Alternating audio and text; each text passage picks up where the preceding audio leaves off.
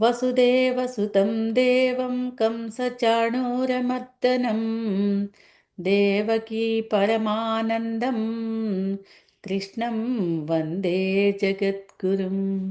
శ్రీకృష్ణం వందే జగద్గురుం. భాగవత గేయసుధకి స్వాగతం.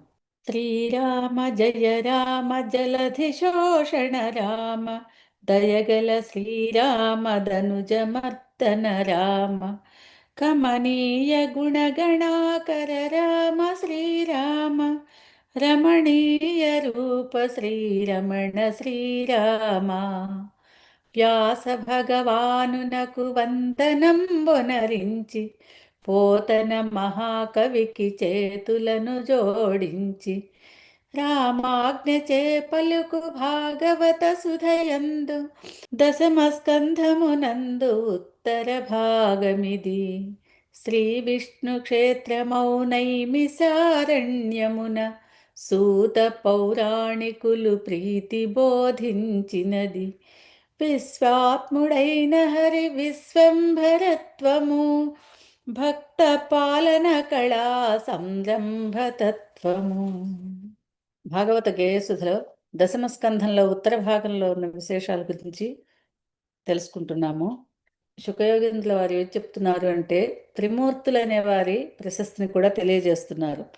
మును తపోధనులైన మునులెందరో చేరి యాగమారంభించి శాస్త్ర చర్చలు చేసి మూడు మూర్తులలోన అధికునెరుగగోరి భృగు మహర్షిని పంపిరది నిశ్చయింపంగా.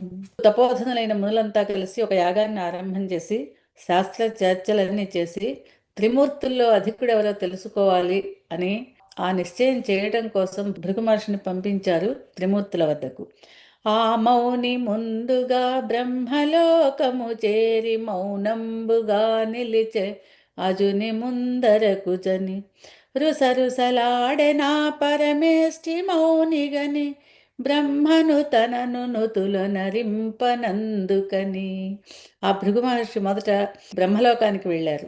బ్రహ్మదేవుడి దగ్గర వెళ్ళి ఎదురుగా నిలబడ్డారు భృగు మహర్షి. ఆ భృగు మహర్షిని చూసి రుసరుసలాడిపోయి కోపంతో చిందులు వేశాట బ్రహ్మదేవుడు. ఎందుకంటే సాక్షాత్తు బ్రహ్మదేవుడినైన తనకి నమస్కరించకుండా వచ్చి ఎదురుగుండా నిలబడ్డాడేమిటని. అంతట కైలాసమునకేగ మౌని శివుడు తానెదురేగె కౌగలింపగమునిని ఈశ్వరుని ఆదరణ మన్నింపడా మౌని ఆగ్రహించను శివుడు మౌని వర్తనముగని. బ్రహ్మలోకం నుంచి వెంటనే కైలాసానికి వెళ్ళారు భృగు మహర్షి. వెళ్ళిన మహర్షికి ఎదురొచ్చి కౌగలించుకొని సాదరంగా ఆహ్వానించబోయారు పరమేశ్వరుడు. అయితే శివుని ఆదరణని మన్నించలేదు. ఆయన నిర్లిప్తంగా స్పందించకుండా ఉండిపోయారు భృగు మహర్షి. అప్పుడు చాలా తీవ్రమైన కోపం వచ్చింది ఆ మహేశ్వరుడికి. మౌని ఇంత తాను ఎదురేగి కౌగలించుకోబోతున్నప్పటికీ కూడా స్పందించకపోవడంతో శివుడు ఆగ్రహించాడు. అటుపైన బ్రహ్మనందనుడైన భృగుమౌని అరుదెంచ వైకుంఠపురమునకు హరికడకు కమలాంక పర్యంకగతుడైన హరిగాంచి తన పాదమున విష్ణువక్షమునందు. అక్కడి నుంచి వైకుంఠానికి వెళ్ళారు భృగు మహర్షి. వెళ్ళి సరాసరి అంతఃపురంలో ఉన్నటువంటి విష్ణు భగవానుడి దగ్గరికి, మునులకు అంత ప్రవేశం కదా, వెళ్ళారు. అక్కడ పవళించి ఉన్నటువంటి శ్రీ మహావిష్ణువుని చూచి తన కాలితో ఒక తన్ను ఆయన వక్షస్థలం మీద తన్నారట.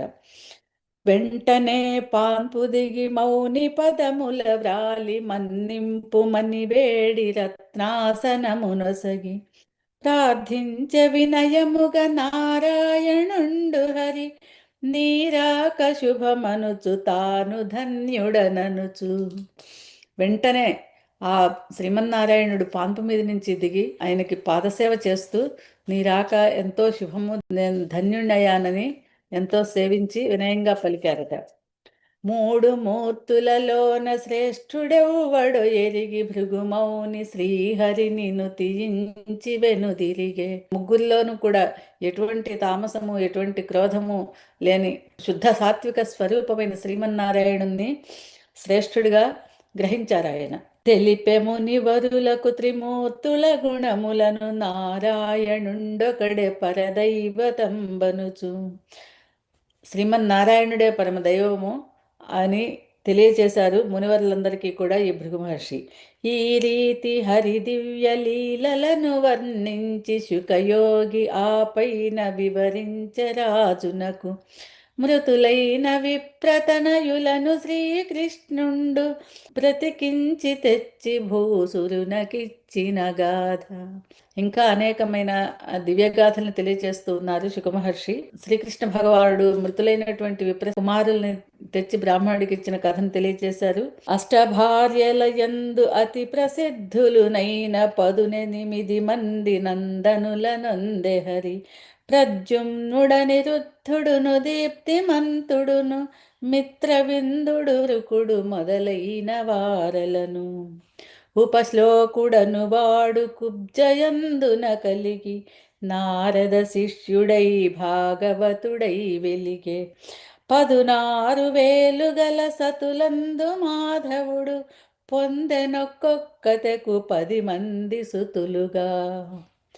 లెక్కింపగారాని సంతతిని గలిగి హరివారికై నియమించే వజ్జలను విద్యకై. 3,80,100 గురువులకు శిష్యులై మెలిగిరందరు సుతులు.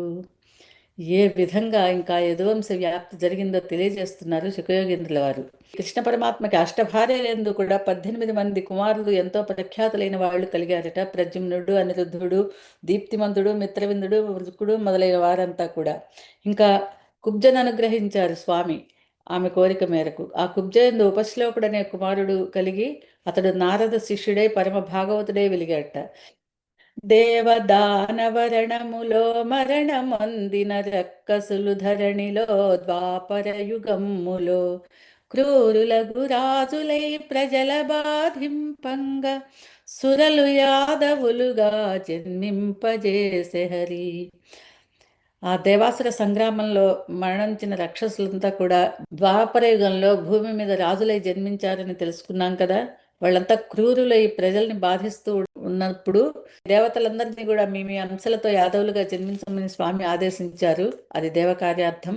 యాదవులుగా జన్మించారట ఆ దేవతాంశలంతా కూడా. బ్రహ్మదేవుండైన లెక్కింపగా రాని యాదవులు 101 కులములై హరిగూడి.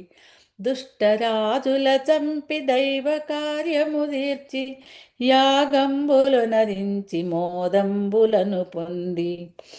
బ్రహ్మదేవుడు కూడా లెక్కలు పెట్టలేనంతగా యాదవ కులం వృద్ధి చెందిందట. 101 కులాలే యాదవులు విలసిల్లారట.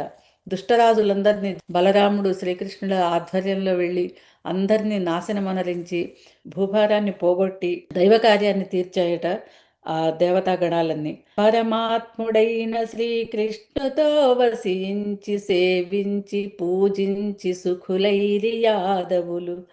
గోపికా మన్మధుండైన శ్రీకృష్ణుండు స్వర్గభోగములతో ద్వారకాపురి నుండే. ఈ విధంగా స్వామి భూభారాన్ని పాపి యజ్ఞయాగాదులన్నీ కూడా మంచిగా జరిగేలాగా అన్ని ఏర్పాట్లు చేసి ద్వారకలో వసిస్తూ ఉన్నారట అని తెలిపి శుకయోగి పలికె భూవరునితో పరమ భాగవతుడు పరీక్షిన్నరేంద్రుతో. మనుజేస జగములకు శుభదాయకంబైన హరికథా సుధగ్రోల ఇహ పరము గల్గునని. ఓ రాజేంద్ర, ఎంతో శుభదాయకమైన అటువంటి ఈ హరికథా సుధని ఆస్వాదించటమే ఇహపరాలు కలుగుతాయి అని తెలియజేస్తున్నారు శుకయోగింతుల వారు ఆ పరీక్షణ్ మహారాజుకు. రఘుకులోత్తమ రామయిన కులాంబుధి సోమ జల జలోచన రామ నగజ సన్నుత రామ భక్త పోషణ రామ సురుచిర గుణధామ పాప శోషణ రామ పాహి శ్రీరామ.